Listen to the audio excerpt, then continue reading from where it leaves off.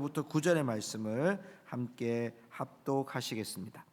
오늘은 여러분 첫날이기 때문에 다 같이 신명기 6장 4절에서 9절의 말씀을 합독하겠습니다.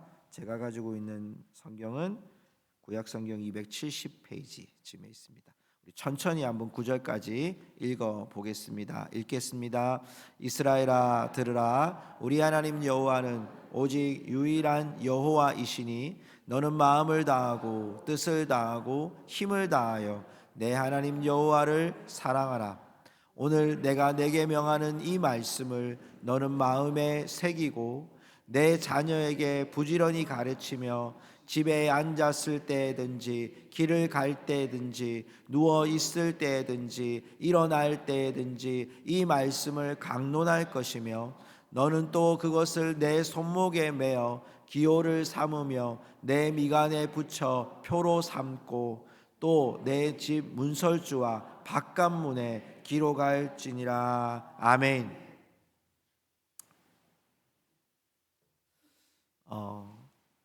작년에 우리 교회의 주제는 주가 세우시리라 라는 주제였습니다. 올해는 우리 주제는 2025년의 주제는 우리는 교회입니다. 우리 한번 세 번 같이 한번 크게 나눌까요? 시작. 우리는 교회입니다. 우리는 교회입니다. 우리는 교회입니다. 여러분 각자가 정말 작은 교회가 돼서 이 어두운 시대에, 이 힘든 시대에 저와 여러분 통하여서 진리를 찾고 또 복음을 찾고 희망을 찾는 우리 모든 성도들이 하나하나의 작은 교회가 되기를 주님의 이름으로 축복합니다. 오늘 이 말씀에 보면 여러분 이 신명기 6장 4절에서 9절의 말씀은 우리가 보는 이 구절과 유대인들이 이 성경 구절을 보는 것과의 이 무게 중심은 상당한 차이가 있습니다. 왜냐하면 유대인들은요, 제가 이 말씀을 이렇게 연구하다가 보니까요, 유대인들은 이 말씀을 쉐마라고 하는 단어를 사용해서 이 구절을 암송을 하는데 인생의 가장 첫 번째 암송하는 구절이 신명기 6장 4절에서 9절이에요. 그리고 심지어는 여러분, 제가 이게 문헌을 연구하다 보니까 이들이 죽게 되는 순교를 해야 될 때, 아니면 내가 죽음을 맞이해야 될 그때에 마지막에 외우는 성경도 신명기 6장 4절에서 9절 쉐마라는 얘기. 그 말은 처음부터 끝까지 오직 이 말씀은 우리 안에 잊혀지지 않는 말씀이다 라는 거예요. 왜 여러분 모세가 이 말씀을 했을까요? 신명기는 여러분 이스라엘 백성들이 하나님께서 출애굽하게 하셔서 10가지 재앙으로 애굽에서 나오게 하신 후에 광야에서 40년을 살게 됩니다. 하나님의 뜻이 이루어질 때 결국 40년 후에 가나안 땅, 약속의 땅으로 들어가게 되는데 그 약속의 땅에 들어가기 전에 믿지 않았던 이 출애굽 세대 1세대는 다 죽었습니다. 그리고 이제 여호수아와 갈렙이라고 하는 1세대의 하나님을 온전히 믿었던 사람과 함께 광야에서 드디어 가나안 땅에 들어갈 백성들에게 자신도 죽음을 앞둔 모세가 마지막으로 전하는 메시지가 신명기예요. 한편의 긴 설교이지만 그 신명기 가운데 가장 중요한 메시지가 오늘 여기에 있는 거예요. 오늘 저는 이 말씀을 통해서 우리는 교회입니다 라는 주제 속에서 우리가 정말 어떻게 하면 우리의 삶의 연장에 작은 교회로서의 역할을 감당하는 교회가 될 수 있을지, 한 사람의 그리스도인이 될 수 있을지 오늘 우리를 도전하시는 2025년에 하나님의 말씀으로 도전하시는 하나님의 음성을 들으실 수 있기를 주님의 이름으로 축복합니다. 오늘 여러분 이 말씀 속에 교회라는 단어가 나왔죠. 여러분 제가 제목을 우리는 교회입니다 라고 했는데요, 교회는 두 가지의 큰 의미가 있습니다. 구약에서 교회라는 의미는 성전의 의미와 같은 개념이었습니다. 하나님 앞에 물론 건물을 짓기 전에 광야에서는 성막이었고요, 그리고 하나님이 다윗을 통해 솔로몬 시대에 세우셨던 하나님의 성전 솔로몬 성전이 있고요, 화려했던 그들의 그 성전이 무너지고 난 후에 다시 포로로 잡혀갔다가 돌아온 백성들이 만들었던 스룹바벨 성전이 있습니다. 여러분, 이런 성전은 이 백성들에게는 하나님이 임재하시는 곳이었고, 예배를 드리고 제사를 드리는 예전적인 교회 건물에 여러분 조금 더 중심이 되는, 그 건물이 구별된 하나님과의 만남의 장소가 된 곳이 바로 성전이었고 교회였습니다. 그런데 이것이 신약 시대에 와서요, 교회라는 의미가 조금 다르게 달려왔던 것은 성전에 머물렀던 것이 아니라 예수님을 마음에 모시고 구주를 영접할 때 우리를 교회라고 이야기하는 거예요. 우리는 여러분 성전에서만 있는 교인이 아니라 성전 밖에 가서도 하나님의 똑같은 택한 백성으로 살아가야 될 자들이 바로 우리라고 오늘 성경은 말씀하고 있는 거죠. 그래서 모세가 너희들이 지금 광야에서 이제 가나안 땅에 들어갔을 때 그 가나안 땅에서도 동일하게 하나님 백성답게 살아가야 될 것, 어떻게 하면 하나님을 잘 경외하고 어떻게 하면 너희들이 지금 이 마음속에 평생 기억해야 될 말씀, 어떻게 살 수 있는지를 오늘 우리에게 교훈하고 있는 겁니다. 오늘 여러분 그 모세의 첫 번째 메시지는 4절에 있습니다. 우리가 누구를 믿느냐는 겁니다. 물론 대답을 우리가 너무나도 쉽게 하는데 오늘 우리 4절의 말씀 한번 같이 읽어보겠습니다. 4절입니다. 이스라엘아 들으라, 우리 하나님 여호와는 오직 유일한 여호와이시니. 자, 여기 나오는 오직 유일한 여호와, 한 분뿐이다 이 말이에요. 원어로 보면 에하드라는 단어인데요, 홀로 하나다 이런 말입니다. 다른 것과 비교가 안 된다는 거예요. 왜 이렇게 모세가 강조하느냐 하면 40년 동안 이스라엘 백성이 광야에 있으면서 여기 신 저기 신, 모압 신, 에돔 신, 이런 신들을 자꾸 쳐다보는 거예요. 특별히 가나안 땅에 들어가면 더 많은 신들이 그들에게 풍요를 줄 겁니다. 아이를 많이 낳게 해줄 겁니다. 여러분을 부자 되게 할 겁니다. 다른 나라들을 대적하지 못하도록 큰 나라가 만들어 줄 겁니다. 마치 점을 치듯이 그 수많은 우상들과 잡신들이 있는 곳에서 모세가 말하는 거예요. 우리가 40년 동안 경험했던 게 뭐냐? 유일하신 하나님은 매일매일 우리에게 만나를 주시고 우리에게 메추라기를 주시고 우리에게 반석에서 물을 내게 하셨고 홍해를 가르게 하시는 그 하나님은 우리의 유일하신 하나밖에 없는 홀로 하나이신 하나님이시라는 거예요. 우리가 믿는 하나님은 그 하나님이 아브라함 때부터 지금까지 우리를 한 번도 떠나지 아니하시고 함께 하시는 변함없으신 변치 않으신 하나님, 그 하나님을 우리가 믿고 섬겨야 될 것을 오늘 모세가 우리에게 말씀하고 있는 거예요. 이스라엘 백성들이요, 조그만 문제가 있으면 애굽에 대한 회귀 본능이 생기는 거예요. 애굽에 가면 좋았는데, 애굽에서는 불 뗄 때 좋았는데, 애굽에서 먹는 밥이 괜찮았는데, 이 얘기를 하는 거예요. 하나님이 약속의 땅을 주시겠다고 했는데, 하나님이 그 땅으로 가게 하셨는데, 늘 하나님께 집중했던 이 백성들은 모세가 조금 늦게 온다고 금송아지 만들고 그들이 대적하고 또 원망하고 불평하는 일들을 수도 없이 하고 있는 거죠. 그렇기 때문에 이 다음 세대들에게 모세가 너무 안타깝게 얘기하는 거예요. 오직 우리가 믿을 사람은, 믿을 자는 유일하신 하나님뿐이다. 성도 여러분, 이 모세가요, 이런 하나님을 경외하면서 5절에 어떻게 경외해야 되는지를 우리에게 소개합니다. 한번 보십시오. 우리 한 번 더 읽어볼까요? 너는 마음을 다하고 뜻을 다하고 힘을 다하여 내 하나님 여호와를 사랑하라. 현대어 성경에 보니까 마음을 다 쏟고 정성을 다 기울이고 힘을 다 바쳐 사랑하라 이렇게 돼 있어요. 그리고 메시지 성경에 보면 여러분의 전부를 다해 여러분이 가진 전부를 드리, 전부라는 단어를 쓰고 있어요. 마음과 정성을 다 쏟아서 다 바쳐서 전부를 다 들여서 너희 하나님을 사랑하라는 거예요.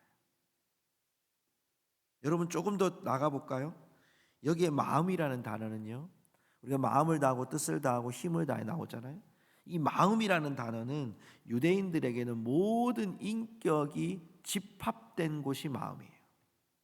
그러니까 내 삶에 하나님 앞에 내 태도를 이야기하는 거예요. 마음을 쏟는 게 뭐냐? 하나님을 향한 나의 태도가 전부여야 된다는 거예요. 힘은 뜻은요. 여기 뜻이라는 단어가 나왔지만 원래 원어로 보면 영원이란 단어를 나와요. 그래서 현대인의 성경이나 현대어 성경에서는 어떻게 번역했냐면 정성이란 단어를 썼어요. 진심이라는 단어를 썼어요. 그러니까 이것은 여러분 우리의 의지입니다. 너희가 정성을 기울이고 라고 하는 이 말 속에는 뜻을 다하여, 이 말은 여러분의 영혼까지 다 바쳐서 여러분의 의지를 다해서 하나님을 사랑하라는 거예요. 마지막으로 힘을 다하여, 이 힘을 다하여라는 말이요, 메오드라는 단어인데 이 단어가 되게 중요한 단어예요. 왜냐하면 이 힘이라는 단어가요 그냥 파워, 능력 이런 단어가 아니라 넘친다는 의미가 있는 거예요. 그러니까 이 힘을 다한다는 얘기는 넘치는 운동력을 이야기하는 겁니다. 조금 더 여러분 쉽게 얘기하면 우리의 삶이 작동하는 에너지가 바로 여기에 힘을, 내가 지금 하나님께 대한 태도, 하나님께 대한 의지, 하나님께 대한 운동력을 가지고 너희들이 하나님을 사랑하는 것을 증명하라고 말씀하고 있는 거죠. 사랑하는 성도 여러분, 하나님을 사랑하는 것은요 우리의 삶의 역동적인 뭔가가 여러분 큰 대박을 이루고 뭐 큰 여러분의 비전이 이루어지고 2025년 동안 하나님 앞에 여러분이 뭐 많은 것을 바치고 이게 중요한 게 아니에요. 첫 번째는 한번 따라 합시다. 태도입니다. 두 번째 의지입니다. 세 번째 능력입니다. 여러분이 우리의 삶에 이 세 가지로 하나님을 사랑하는 증표가 되고 증거가 되고 증인이 되셔야 돼요. 예수 믿는다는 것이 우리의 성전의 안에서 하나님 앞에 예전적인 것으로만 우리의 모든 것이 끝났다고 하지 않고 이제 우리의 삶의 연장에 가서 마음과 뜻과 힘을 다해서 하나님께 대한 우리의 태도와 하나님께 대한 우리의 의지와 하나님을 향한 그 운동력이 발산되어져야 여러분 우리는 교회의 역할을 감당할 수 있게 된다는 거예요. 우리가 여러분, 저는 목사라고 하는 직분이 있잖아요. 목사라는 직분을 가진 자가 여러분 성전 안에서만 목사이면 반쪽짜리가 되는 거 아니에요? 성전 밖에 가서 제가 여러분 운전하는데 막 험하게 욕하고 거짓말하고 불의하게 행하면 여러분 저를 어떻게 보겠어요? 여러분 하나님 앞에서 우리가 어떤 직분을 가졌냐도 중요하지만 더 중요한 것은 내가 하나님 앞에 부르심을 받은 자의 삶이 성전 밖에 내게 불러주신 자리가 있잖아요. 여러분 가정으로 부르셨죠. 직장으로 부르셨죠. 이 나라에도 부르셨지요. 여러분 그 나라 안에서도 우리가 여러분 높으신 분이 뭐 하나 실수하면 온 뉴스도 이 사람의 문제와 정의와 불의가 있는지를 보잖아요. 왜?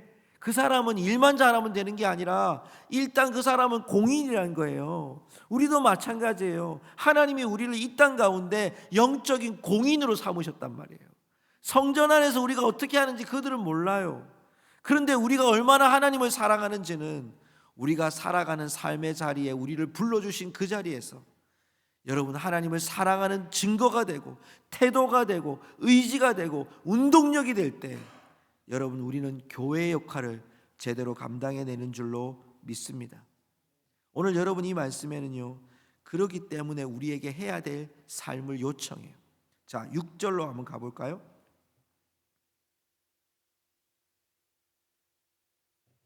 6절의 말씀해 보니까요, 자 여러분 여기서 여러분 마음에 펜이 있으신 분들은 하나씩 줄을 꺼놓으면 좋겠다 생각이 드는데 6절에 보면요 오늘 내가 내게 명하는 이 말씀을 너는 마음에 새기고, 마음에 새기고가 중요합니다. 새기고.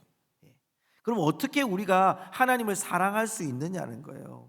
어떻게 하면 우리가 이 세상 가서 운동력 있는 하나님을 의지하는 태도를 갖고 살아갈 수 있느냐? 그 첫 번째가 새기는 거예요. 말씀을 마음에 새기고. 그런데 이 새기다는 단어를 여러분 제가 찾아보니까요 이게 원어로 좀 분석하면 이렇게 번역이 나와요. 우리 한번 읽어보십시다. 시작. 그것이 내 마음 위에 있게 하라. 되게 중요한 말씀이에요. 저는 오늘 말씀 연구하면서 이 구절이 참 많이 들어오던데요. 말씀이 내 마음 위에 있게 하라는 거예요. 이건 두 가지 의미가 있어요. 하나는 통치한다는 의미예요. 다스린다는 의미가 있고요. 또 하나는 풍긴다는 의미가 있어요. 영향력이란 얘기예요. 하나님의 말씀, 하나님을 사랑하려고 하면, 여러분 우리가 교회의 역할을 감당하려고 하면 항상 말씀이 우리의 위에 있어서 우리를 통치하고 다스리고 우리에게 계속해서 영향력을 줘야 돼요. 제가 지금 약간 감기 기운이 있어가지고 어제 병원에 갔는데 의사 선생님이 그저께 갔더니 별로 그렇게 심하지 않습니다 그러더라고요. 심하지 않습니다. 그러니까 약 드릴 테니까 한 3일 있다가 오세요. 여러분 그러면 제가 3일 동안은 감기 약을 복용하고 3일 동안 약의 영향력을 받아야 돼요. 그래야지 여러분 제가 삼시세끼 밥 먹고 계속 약 먹고 있잖아요. 약을 먹는 게 영향력이란 말이에요. 다스린다는 얘기잖아요. 내 마음 위에 그게 있는 거예요. 아, 내 감기니까 빨리 나아야 되겠구나. 여러분 이게 우리 영향력이란 말이에요. 여러분의 삶에 무슨 문제가 생기면 그 문제를 해결하기 위해서 우리가 거기에 마음을 막 기울이잖아요. 돈도 여러분 넣고 시간도 투자하고 여러분 우리가 많은 또 사람들한테 정보도 받고 그렇게 하잖아요. 그게 영향력이에요. 새긴다는 게 뭡니까? 그냥 여러분 우리가 암송하는 게 아니라 내 머리 위에서 내 마음 위에서 그걸 있게 하는 거예요. 동작하게 하는 거예요. 내가 운동하려고 할 때, 내가 태도를 가지려고 할 때, 내가 의지를 가지려고 할 때 하나님의 말씀이 내 마음 위에서 여러분 움직여가는 거예요. 그래서 요한복음 14장 21절에 보면 나의 계명을 지키는 자라야 나를 사랑하는 자니 나를 사랑하는 자는 내 아버지께 사랑을 받을 것이요 계명을 지키는 자라야 나를 사랑하는 자니. 사랑의 증표가 어떻게 나타나느냐? 말씀을 지키는 데 나타나요. 자, 두 번째는요. 첫 번째는 세기교회였습니다. 두 번째는 여러분 7절 보십시오. 7절 말씀을 보니까요. 두 가지가 나와요. 본문의 말씀 7절 보면 6장 7절에 보면요. 자, 첫 번째는요. 내 자녀에게 부지런히 가르치며. 여기에 밑줄을 그어야 됩니다. 부지런히 가르치며. 그리고 그 밑에 보면 집에 앉았을 때, 길을 갈 때, 누웠을 때, 일어날 때, 그런데 이 말씀을 강론할 것이며. 두 가지 단어가 나왔어요. 가르치며 강론할 것이며. 여러분 이 가르친다는 것은 분명히 가르친다는 것을 말하는 거예요. 떠나지 않게 가르친다는 것을 말씀하는데 여러분 여기서 부지런이라는 단어가 굉장히 중요합니다. 왜냐하면 이 부지런하다는 것은 성실함을 말하는 단어가 아니에요. 여기에 부지런한 단어는요, 날카로운 칼로 여러분 거기에다가 칼을 집어넣는 걸 말하는 거예요. 굉장히 무섭죠? 새해 첫날부터 칼 얘기를 했어요. 몸에다가 심어 놓는다 이 말이에요. 쉽게 말하면 칼로 찌르듯이 우리의 마음에 반복적인 교육을 통해서 완전히 새겨서 삶이 되게 하도록 가르친다는 거예요. 부지런히 가르친다는 것은 횟수가 아니라 계속해서 그것이 진리임을 증거하도록 가르쳐 주는 거예요. 또 여러분 여기에 나오는 강론하다는 단어가 여러분 보통 설교나 강론하다 이렇게 많이 쓰는데요. 여기에는 가르치다는 단어가 되는데 이건 여러분 의도적인 자리에서 가르치는 게 아니에요. 이 말씀을 강론할 때 앞에 보세요. 집에 앉았을 때, 길을 갈 때, 누웠을 때, 일어날 때. 이게 뭐냐면 인생 가운데 삶의 시간들의 평상적인 일상 가운데 말씀을 가르치고 이야기하는 거예요. 여러분 우리가 어린아이들이 키가 크면 이제 점점 아이가 크면요 이유식에서 밥을 먹을 때 여러분 숟가락 젓가락을 밟는 법을 가르칩니다. 요즘에는 약국에 가면 그런 게 다 팔더라고요. 손가락 집어넣는 거, 젓가락질 하는 거 배우던데요. 여러분 그거 반복적으로 합니다. 몇 번 했을까요? 엄청나게 했을 겁니다. 잠자는 거, 용변 보는 거, 씻는 거 여러분 계속 시도 때도 없이 이야기합니다. 반복적으로 차 조심해라고 얘기합니다. 여러분 수도 없이 얘기합니다. 왜요? 반복적으로 가르치거든. 중요한 거든. 이게 여러분 강론하는 거예요. 하나님을 사랑하는 삶, 결국 무엇이 좌우하느냐 하면 누가 또 무엇이 나를 주도권을 갖고 행사하는 거예요. 내 마음 위에 뭐가 있냐는 거예요. 내 마음 위에 뭐가 나를 작동하고 있냐는 거예요. 여러분 그 자녀에게 가르치듯이 여러분 이 말씀에 보니까 자녀라는 단어가 나와서 이 말씀이 계승되는 걸 이야기하거든요. 그러니까 나만 하나님 말씀 위에 서 있는 게 아니라 나를 통해서 내 자녀에게 이게 반복적으로 가르쳐져서 이들이 그들도 너희들이 이 땅 가운데 작은 교회로서의 부르심을 받았다는 걸 기억하도록 계속해서 이야기하는 거예요. 멀리 떨어져 있어도 앉았을 때에도 누웠을 때에도 계속해서 말씀을 강론하며 가도록 해야 된다고 말씀하고 있는 거예요. 작은 교회로 세워져 가는 것은요, 그 중심에 바로 이 기초가 있는 거예요. 마음 위에 그 말씀이 있습니다. 그리고 우리 안에 가르침이 있습니다. 또 하나 여러분 8절을 볼까요? 8절의 말씀에 보니까 여러분 이런 말씀이 있죠. 너는 또 그것을 내 손목에 매어 기호를 삼으며 내 미간에 붙여 표로 삼고, 손목에 매다는 표현을 쓰고 있어요. 자, 이 기호를 삼고 또 여러분 8절 말씀 보면 미간에 붙여서 이렇게 표현을 쓰고 있어요. 자, 이 말씀은요 우리가 그림으로 좀 보면 이해를 할 수 있을 것 같아요. 자, 그림으로 한번 보여주시겠어요? 네, 여기 여러분 이 그림에 보면 두 가지의 사람이 나오는 걸 보게 되죠. 이게 지금 테필린이라는 여러분 이 유대인들을 쓰고 있는 건데요. 여러분 잘 보시면 자, 손목에다가 엄청나게 줄을 매달았잖아요. 이게 여러분 오늘 구절 그대로 쓰는 거예요. 손목에다가 매라는 단어를 이렇게 쓰고 있는 거예요. 그대로. 그리고 손목에 보면 여러분이 보시는 왼쪽에 보면 그 왼쪽에 서 있는 그 키 큰 사람 있죠.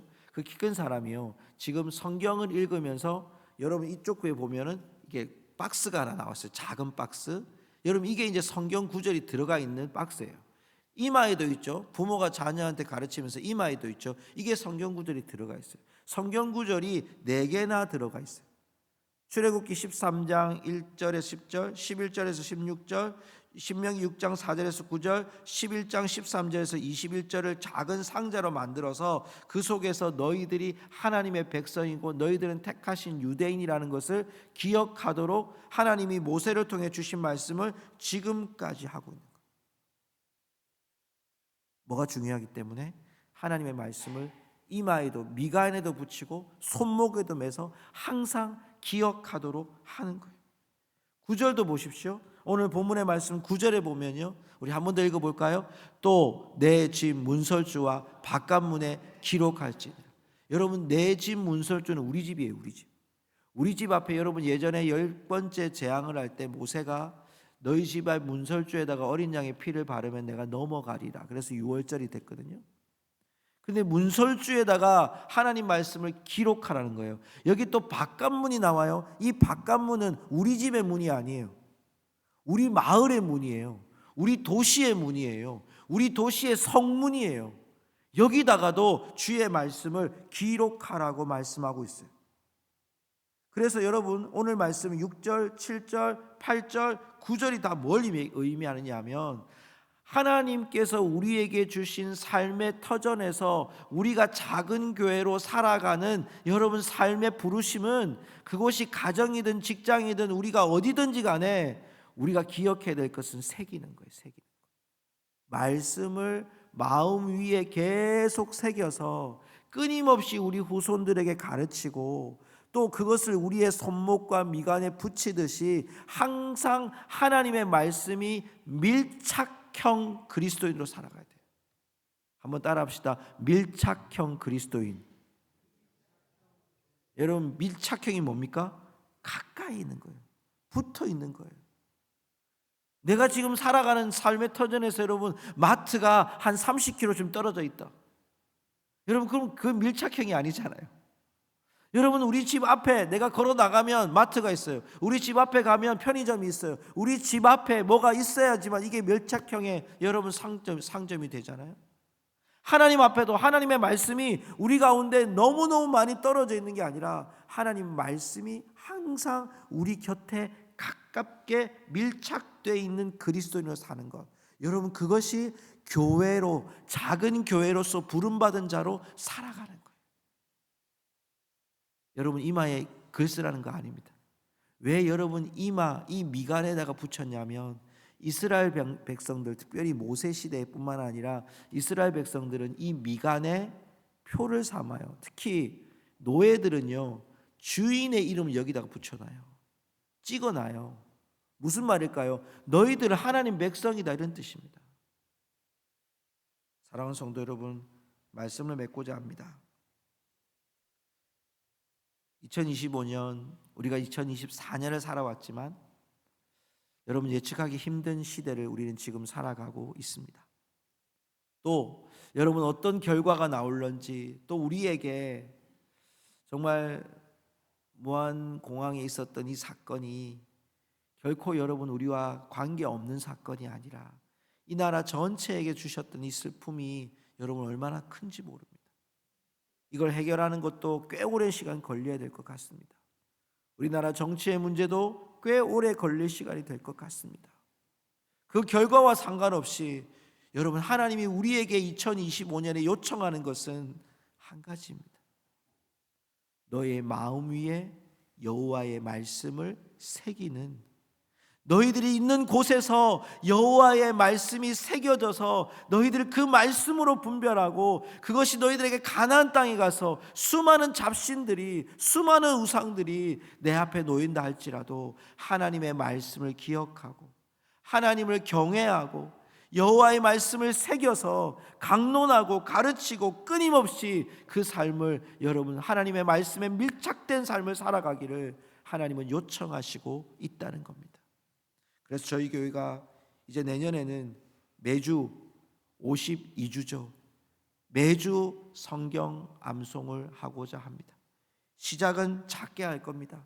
52주 동안 매주 한 개씩의 성경 암송 구절을 주보에도 싣고요, 성도들하고도 나누고요, 예배 때마다 여러분 나눌 겁니다. 여러분, 그 말씀을 우리가 나눌 때마다 하나님의 말씀을 우리가 새겨 보십시다. 그리고 그 말씀을 여러분 마음 위에다가 새기고 영향력을 발휘하고 능력을 발휘하고 주 하나님, 유일하신 하나님 앞에 우리의 삶의 태도를 드리고 의지를 드리고 운동력을 가지고 여러분 우리의 삶의 자리에서 작은 교회로서의 역할을 감당할 때 하나님은 우리 고성중앙교회를 통해서, 또 이곳에 오신 여러분이 섬기는 교회를 통해서 하나님의 나라를 이 땅 가운데 세워 주실 줄 믿습니다. 우리 모두가 그 부르심 앞에 함께 서는 우리 성도들이 되실 수 있기를 간절히 소망합니다. 우리 잠시 하나님 앞에 묵상으로 한번 기도하시겠습니다.